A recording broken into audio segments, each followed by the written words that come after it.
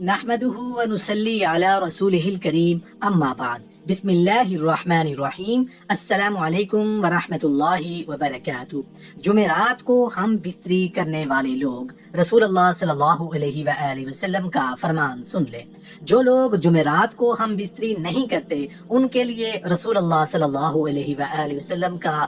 کیا فرمان ہے وہ بھی سن لیں۔ جمعرات کو ہم بستری کرنے کے کیا فائدے ہیں، جمعرات کو ہم بستری نہ کرنے کے کیا نقصان ہیں، جمعرات اور جمعہ کو ہم بستری کیوں ضروری ہے اور اس کا ثواب کیا ہے، حدیث کی روشنی میں اس کا ثواب کیا ہے،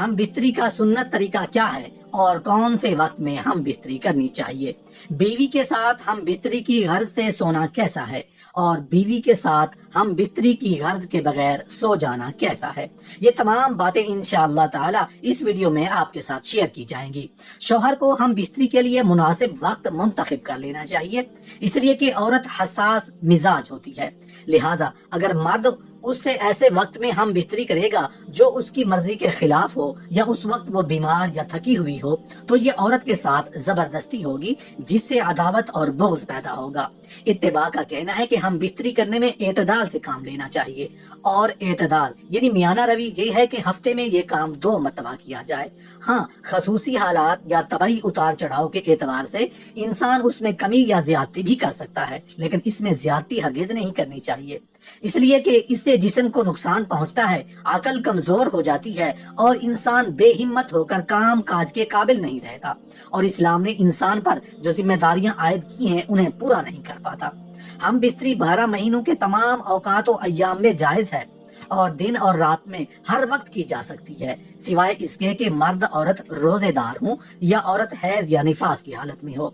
ابو داؤد اور نسائی کی حدیث میں آتا ہے کہ جو شخص جمعہ کے دن بیوی کو غسل پر مجبور کرے، یعنی بیوی سے ہم بستری کر کے اسے غسل پر مجبور کرے اور خود بھی غسل کرے اور نماز کے لیے جلدی کرے اور اول وقت میں جائے اور سوار نہ ہو، پیدل چل کر جائے اور امام کے قریب بیٹھے اور امام کی بات کو غور سے سنے اور لغو بات نہ کرے تو اسے ہر قدم اٹھانے پر 1 سال کے روزے اور کھڑے ہو کر نماز پڑھنے کا ثواب ملتا ہے۔ محترم ناظرین، حدیث شریف میں ہے کہ حضرت عائشہ صدیقہ رضی اللہ تعالی عنہ نے نبی کریم صلی اللہ علیہ وآلہ وسلم کی بارگاہ میں عرض کیا کہ یا رسول اللہ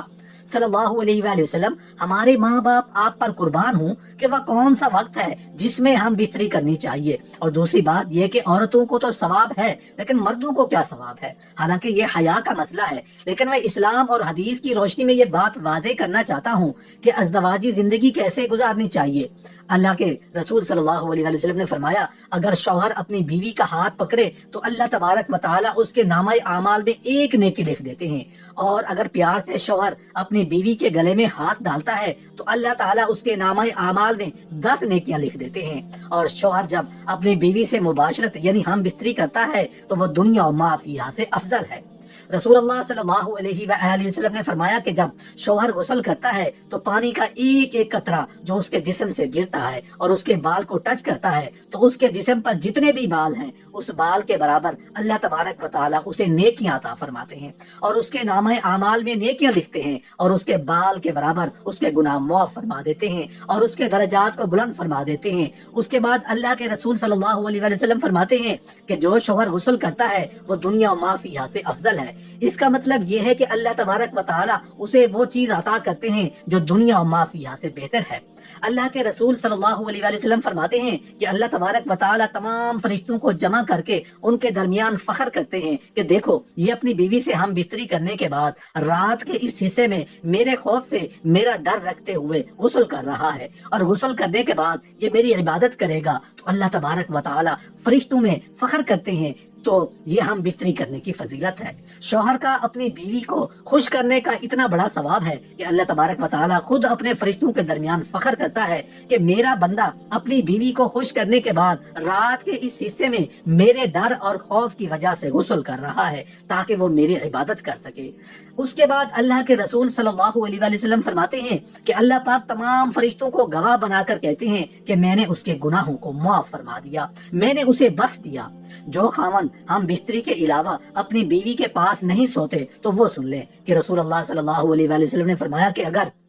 تمہاری بیوی حیض سے ہو یا ہم بستری کی غرض نہ بھی ہو تو اپنی بیوی کے ساتھ سوو، رات گزارو، اس لیے کہ جب آپ اپنی بیوی کے ساتھ رات گزارو گے تو اسے ہمت ملے گی، اسے خوشی حاصل ہوگی۔ جب آپ کی بیوی خوش ہوگی تو اللہ کے رسول صلی اللہ علیہ وسلم فرماتے ہیں کہ ادھر ادھر سونے سے افضل یہ ہے کہ آپ اپنی بیوی کے ساتھ سوئیں، کیونکہ اپنی بیوی کے ساتھ سونا انبیاء کرام علیہ السلام کی سنتوں میں سے ہے۔ اب بات کرتے ہیں کہ ہم بستری کا وقت کون سا بہتر ہے اور کون کون سے دن کرنی چاہیے اور کون کون سے دن نہیں کرنی چاہیے۔ دیکھیے، ہم بستری کی اتنی بڑی فضیلت ہے، سنت یہ ہے کہ ہم بستری جمعہ کی شب یا جمعہ کے دن کرنی چاہیے، اس لیے کہ امام بخاری اور رسول اللہ صلی اللہ علیہ وسلم سے روایت کرتے ہیں کہ آپ صلی اللہ علیہ وسلم نے فرمایا کہ جو شخص جمعہ کے دن غسل جنابت کرے اور پھر نماز کو جائے تو وہ ایسا ہے کہ گویا اس نے اونٹ صدقہ کیا، اور جو دوسری گھڑی میں جائے تو اس کو گائے کے برابر صدقہ کا ثواب ملتا ہے، اور جو تیسری گھڑی میں جمعہ کے لیے جائے اسے سینگ دار مینڈھے کے برابر صدقہ کا ثواب ملتا ہے،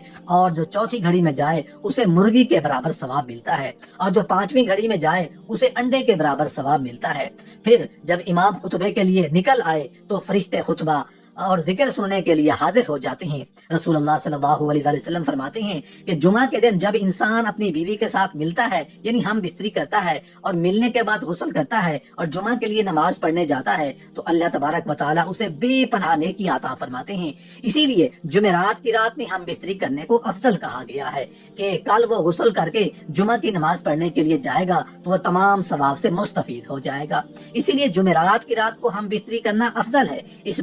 اب بات کرتے ہیں کہ ہم بستری رات کے کس حصے میں کی جائے۔